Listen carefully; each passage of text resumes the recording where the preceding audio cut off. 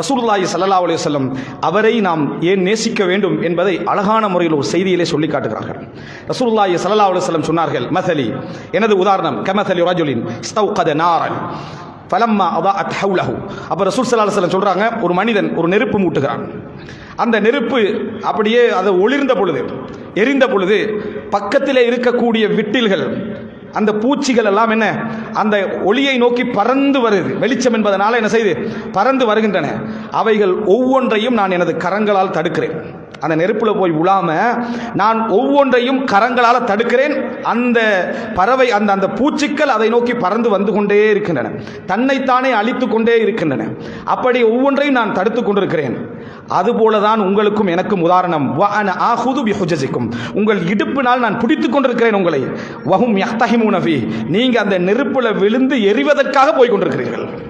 நீங்கள் அந்த நெருப்பில் விழுந்து எரிவதற்காக போய் கொண்டிருக்கிறீர்கள். உங்களை நாம் இடுப்பால் பிடித்துக் கொண்டிருக்கிறேன் நான். நீங்க என்னைய மீறி என்ன செய்யுங்க போய் கொண்டிருக்கிறீர்கள். ரசூலுல்லாஹ் அதுல சொல்றாங்க, யக்லிப்னஹு, நபியை மிகைத்து, அதாவது அந்த ஒளியை பாதுகாத்து அந்த நெருப்பை பாதுகாத்து கொண்டிருப்பவனை மிகைத்து அந்த பூச்சிகள் போய் என்ன செய்கின்றன, விழுந்து கொண்டிருக்கின்றன. அதே போல் நீங்களும் என்னை மிகைத்து என்ன போய் கொண்டிருக்கிறீர்கள். உண்மையிலேயே மனிதன் மற்றவர்களோடு இரக்கமில்லை என்பதை நம்ம அடிக்கடி பேசுவோம்.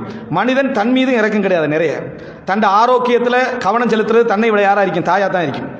தன்னை விட தாயா இருக்கும். கொஞ்சம் ஆரோக்கியமா இருங்க, கொஞ்சம் இப்படி இருங்க, கொஞ்சம் இப்படி நடந்துங்க, காட்ட மாட்டோம்.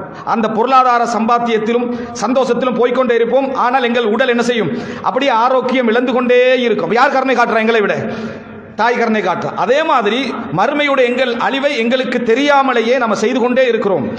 இந்த உலகத்திலே மரணித்து விட்டு சொர்க்கத்திலே நாம் முதல் காலடி அல்லாஹ் ரப்புல் ஆலமீன் எங்களுக்கு எழுதி இருந்தால் அதற்கு முழு காரணமும் அல்லாஹ்வுக்கு பின்னால் அல்லாஹ்வுடைய தூதர் தான். நம்ம அந்த சொர்க்கத்தில் முதலாவது காலடி வைக்கிறோம் என்றால் அதுக்கு அல்லாஹ்வுக்கு அடுத்ததாக இந்த உலகத்தில் முதல் காரணம் யாரு? அல்லாஹ்வுடைய தூதர் ஸல்லல்லாஹு அலைஹி வஸல்லம் அவர்கள் தான். இதை விட மஹப்பத்துக்கு ஒரு காரணம் தேவையா? நினைச்சு பாருங்க. அப்ப எனவே ரசூலுல்லாஹ் அதைத்தான் உதாரணமாக அந்த இடத்துல என்ன செய்றாங்க, சொல்லி காட்டுகிறார்கள். இந்த மஹப்பத், அதாவது நான் என் உலக வாழ்க்கையை கவனிக்கிறேன், எனது குடும்பத்தை கவனிக்கிறேன், எனது அன்றாட வாழ்க்கைகளை நான் கவனித்துக் கொண்டிருக்கிறேன். இந்த நேரத்தில் எனது நிரந்தரமான ஒரு வாழ்க்கையை பற்றி முழுமையான வழிகாட்டலை செய்து அதற்காக பல பிரார்த்தனைகளையும் செய்துவிட்டு போய் அதற்கு பின்னால் மன்னிப்புகளுக்கான வழியையும் காட்டி மீறி பாவத்தோடு வந்தால் ஷஃபாஅத்தையும் எங்களுக்காக வைத்திருக்கக்கூடியவர் யாரு? அல்லாஹ்வுடைய தூதர் ஸல்லல்லாஹு அலைஹி வஸல்லம்.